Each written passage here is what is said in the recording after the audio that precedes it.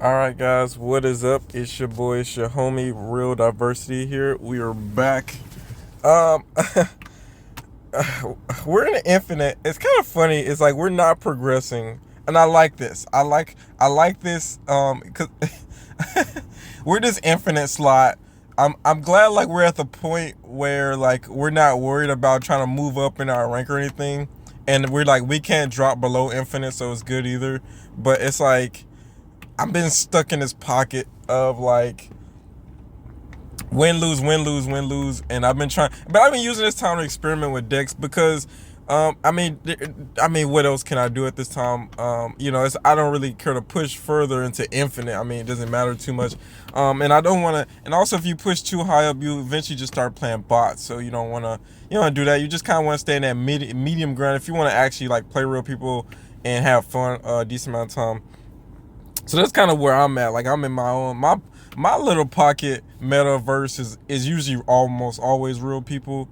I rarely get bots anymore, and I know once you're infinite, that you're like less likely to get bots now anyway. So it's a lot of changes that's kind of like really propelled me to infinite this season, and also kept me engaged in infinite with the new like way they kind of keep you away from bots and things like that now.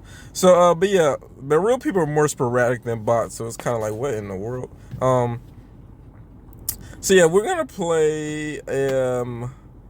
Let me just talk a minute. I think we're gonna play this cozy deck. This deck is one cozy kind of suggested.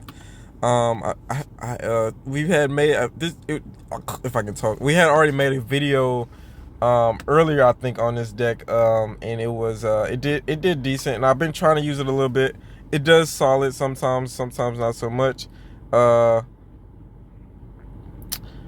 We only made one adjustment, and Mysterio instead of Mysterio, we got Squirrel Girl. So sometimes that backfires, sometimes it doesn't. It's kind of weird, because like you don't get that four plus from Mysterio, but also it's kind of easier to play Squirrel Girl in combination with things like Carnage and Killmonger than it would be to play like Mysterio. So I don't know if that's kind of caused me to has kind of varied my deck a lot, and also my negative deck. This is my bread and butter winner. Like I enjoy playing this. I understand it so well, and it didn't take me long to get good. It didn't take me like any time to get good with it. I think I was like immediately when I started using it, cause I knew the breakdown. Like I knew what I should be doing turn by turn. And once I knew that, then it kind of opened my mind up into like okay. And I think that's why I do so well with it. And I think that's if you struggle with a deck, I think the first thing you might need to evaluate is knowing what your ultimate objective is with that deck, and then secondly, like knowing like just when is it good to do certain things and when it's not. So like for example, with this deck, Mr. Negative's kind of in here, and a lot of times, unless he gets bassed, if he's bassed, then it's cool to play him probably even turn 5. You might not, you don't know what you're gonna get. But a lot of times, if you're already kind of trailing and you already have like Iron Man and Mystique in your hand, then you probably are like more likely to just not use him at all, because it's little to no purpose at that point in time to use him at that time. So yeah, he's just one of those guys you just kind of avoid pulling out at certain times. Also, like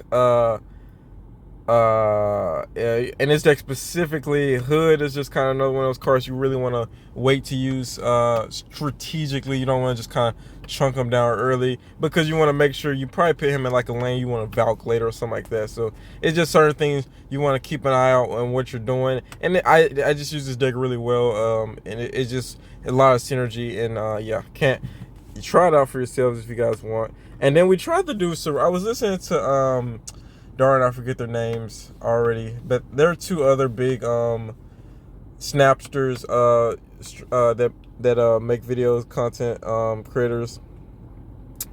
I forget their names, but they was talking about Cerebro 3 deck on their podcast, and I said, oh yeah, let me try that. with this Bass combo, and it has underperformed tremendously. And they was talking so highly of it. I'm just like, man, am I missing something? I had to make some adjustments because it felt like I could never play on curve. Like turn two, if I didn't play nothing turn two, it felt like, man, like you basically get like one card on turn three, then you got a Cerebro Mystique turn 4 or 5 maybe, or you can wait to turn 6 to do that and hope you don't get like Sandman or Waved or something like that. And that's an option. But it was so rare that I would get like Cerebro and Mystique and like Bass, which is like the trio. And you never want to like rely on like a specific combo. But if you do not Bass, Cerebro, and Mystique, it almost feels like they're just there for fun, kicks and giggles, because it just doesn't seem like you get enough power on the board with a Cerebro deck. Now I was trying I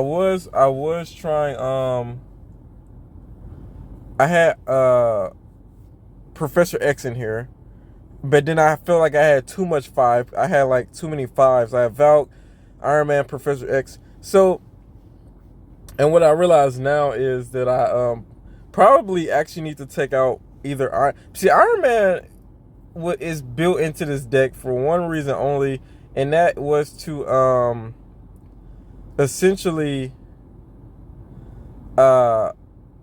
if I can talk, Iron Man was essentially here for he's just so Mystique isn't a dead card. We don't want Mystique to be dead weight. If we don't get Cerebro, then we can still potentially Mystique the Iron Man, but we have to play him turn 5, which adds a lot of conflict. It's like, okay, well, and we play him turn 5, that means we're not magicking. We can't Valk next turn, so it's a lot of things that we automatically can't do. And having this many 5 costs is just not that great anyway. So yeah, I think the biggest issue probably is this deck lacks Sarah, but you can't play Sarah in this deck, so it's like it's crazy bad how limited this deck has been feeling. Now you could, in theory, if you have Valk and you just really you can have Sarah, I guess, but you have to pray that Valk that you got to already have Valk or Bass before you play that Sarah. So that's about it though. And everything else just seemed like Cosmo probably just not the best card to have, because you have to play him so early on curve. If you're gonna play Cerebro and Mystique on 6, then you have to play him pretty much on 3 or 4, and you're not making good reads by 3 or 4 to like really put him in a good spot. So you just kind of plop him down. But 4, you could probably, if you wait to 4, you probably can get a good spot. But a lot of times your hand, you only have maybe Cosmo and like your 5 cost, so you don't really have time to you have no choice but to play him on 3. So it was a lot of that going on. Sentinel was just kind of my lord and savior, of course, for this deck. I think he's always been the card. Colossus, I recently added him. He can kind of go in that lane. He can go in them like lanes by himself if we don't get Rhino or Magic, and we just like let him be free. Viper, I added her thinking like, okay, maybe she can help get rid of squirrels or rocks or whatever. And if I can play her for only 2, so that means I can play her and like another 3 on turn 5. So I can play her, then Cerebro, then Mystique, and like Rhino on the final turn. So it is potential, but when you get convoluted with all these 5 costs, it's just like, man, what is going on? So I think the biggest thing is to either leave it at I think Iron Man needs to come out, honestly. But that really, really, really makes Mystique a dead card in my opinion. But I guess we're not really here for that play though. But I mean, a Bast, it works though. It works. Maybe I think Valk needs to come out for I think we need to take Valk out and then put back in. Okay, let's do that, and then we'll try this deck out. We'll put back in Professor X instead of Valk. I really love Valk. That's why she probably even made the deck. It's just because I'm just so obsessed with using her. But anyway, this is a Cerebro 3 deck. Let's try it out. Let's see how it goes. Let us see. Let us see.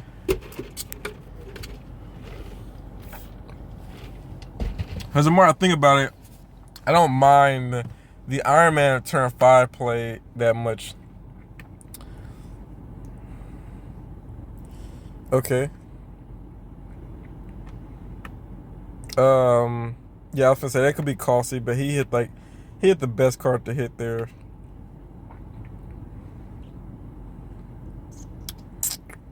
Okay. What I don't like right now is, but we have Viper. We can just play her for free, I guess.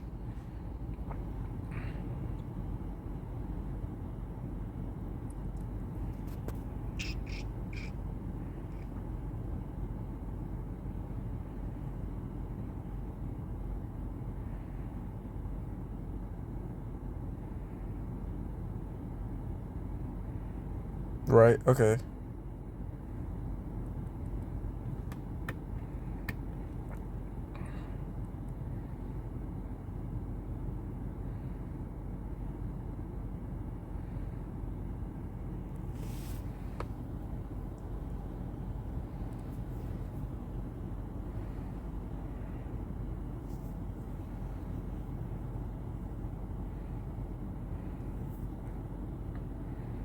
Okay.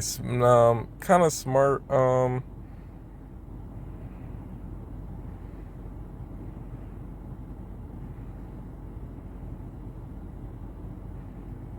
Okay. Now here's the foil. Is the we can't even end Nexus now because of that. But he just gave himself a ton of rocks. So let's play on that.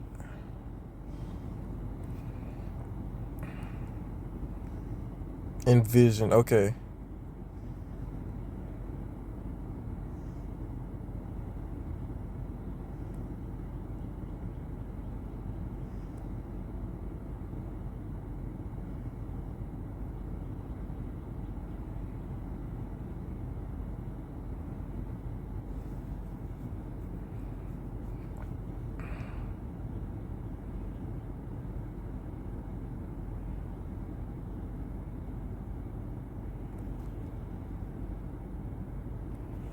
Okay, let's go ahead and do our little combo here.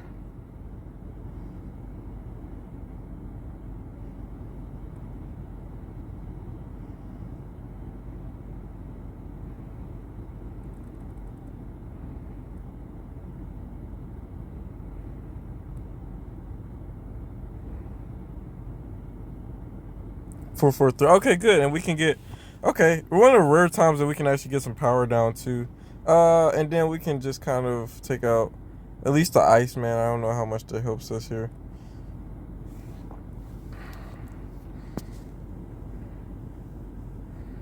I want to say because he has to. Yeah, I was gonna say Vision's gotta go back. I'm assuming. But you lose. Yeah, you lose 3 power there. So. And you lose your oh yeah, but okay, that's fine. Yeah, but that's a decent trade off. I'm not mad about that.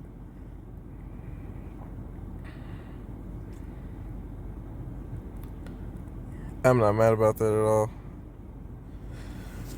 Alright, good deal. Good deal, y'all. They're playing okay because of the yeah, that one was a little bit better. Because we did have that turn. Because okay, and I forgot about that turn 7 play. So that makes Magic more relevant because then we can get 3 more cards out if we have 2/2 cards. So we would need. So that's why it's good to keep. Sentinel is probably the best, but it might be more beneficial to hold like Colossus. If I do get Viper, Colossus, and Sentinel, then one of them can get played early. But it'd probably be more beneficial to kind of hold on to one of those, just so we can play like 3 cards on turn 7. But another issue is still again is the see now I really kind of doubt Professor X. Now I really kind of have I have less faith now, and I think I want to take him back out for Valkyrie now because if that's how we want to run the gauntlet. But another issue I'm seeing is also Jeez. Okay, I think after that match, I kind of view Professor X is not as important, but it's just he's such a situational card. Honestly, now I really think Iron Man maybe should come out the deck. Maybe instead of Iron Man we pick Valken. Cause I do see situations where without Valk, Iron Man is pointless on his deck too. So I think this just really puts Mystique in a tough spot. Though is my only clause with this is that Mystique has to get Bast um to be relevant if we don't get Cerebro. So this really goes off the we have to pull Cerebro. So let's actually play one more and see how this goes. But I'm seeing a little bit more, like I'm understanding more now what I think I need to do per turn, which is what I was saying earlier at the start of this video. Is knowing what you need to do is like one of the bigger keys.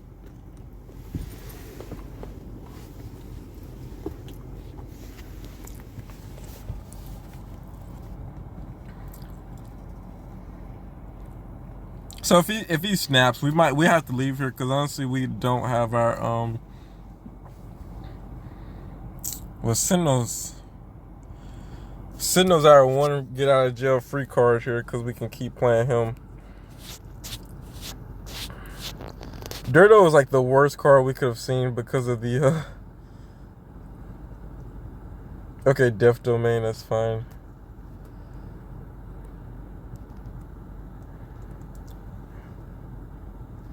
Considering the fact that you just snapped right there, I'm assuming you do have like Professor X in your back pocket. So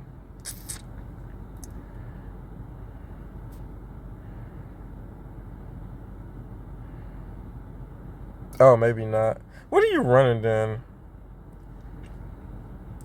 It could be a potential Galactus deck.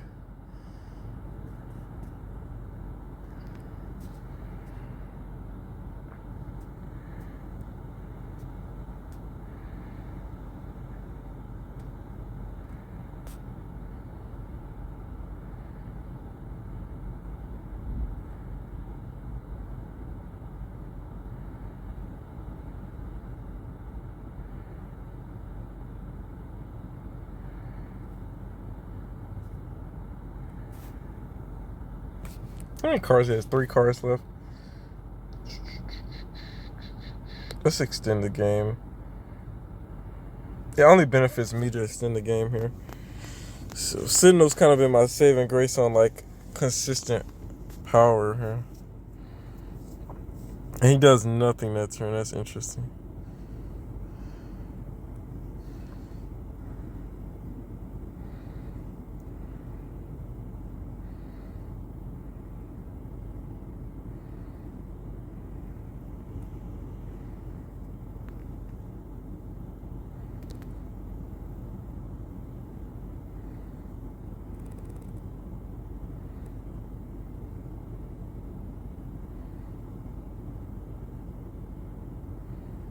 Darn. Yeah, we needed to lock down Death Domain.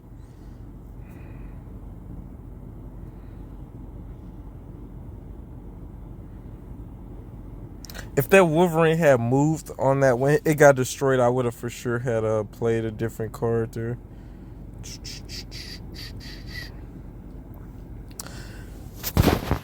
I think you only had 1 card left, right? Or am I tripping? I had 2 more. Yeah, I think I had. It was that Wolverine that kind of that it's all. That's what I love about this game. It'd be like one thing that can kind of sway the game. Like one.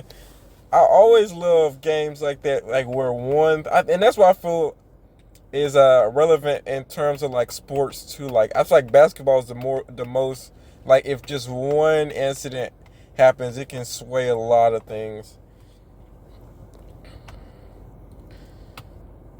Our nemesis here, by the way, is none other than Scorpion. Luckily, Scorpion has been kind of null in the last few in recent times, but okay. I might have played this guy earlier. I feel like I've been seeing this shocker a lot. This might be either a I don't think it's a bot. It could be a bot, or it could be just someone I keep running into. So we got our turn 6 play, that's for sure. Uh, okay. Okay, that's fine.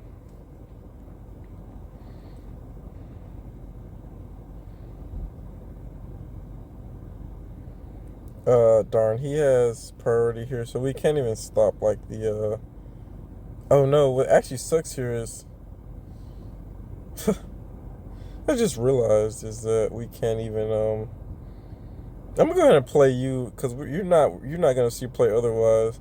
And like I said, we're gonna keep one of them in the back here. So Atlantis is actually our foil here because yeah, it's gonna disrupt our whole play.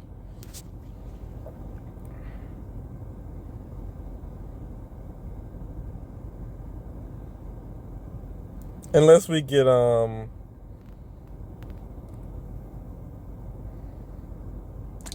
Rhino at some point in the next 2 turns. How many cards left in the deck? 2. So we got like a 50% chance to get a Rhino. I have something like that.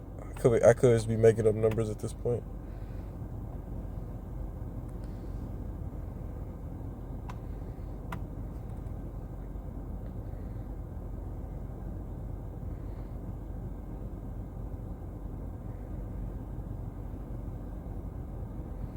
Alright, what I don't like at all is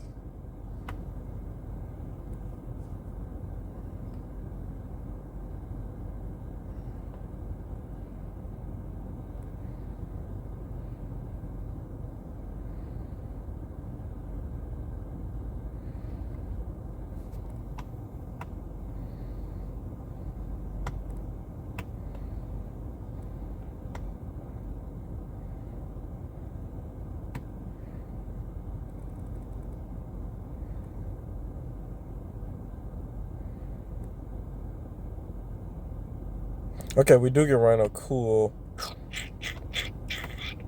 Also, another thing we could do here is no, we win if we yeah, we're good anyway. So as long as we kill Monger, we're good here, I think so. Yeah, because he never killmongered himself, so.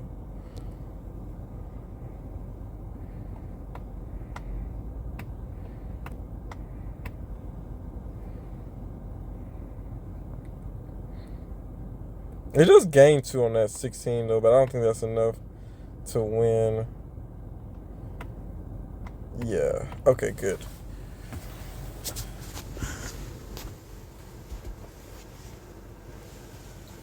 Yeah, I said if we got Rhino, we was just gonna destroy that because it was gonna mess up our cover there.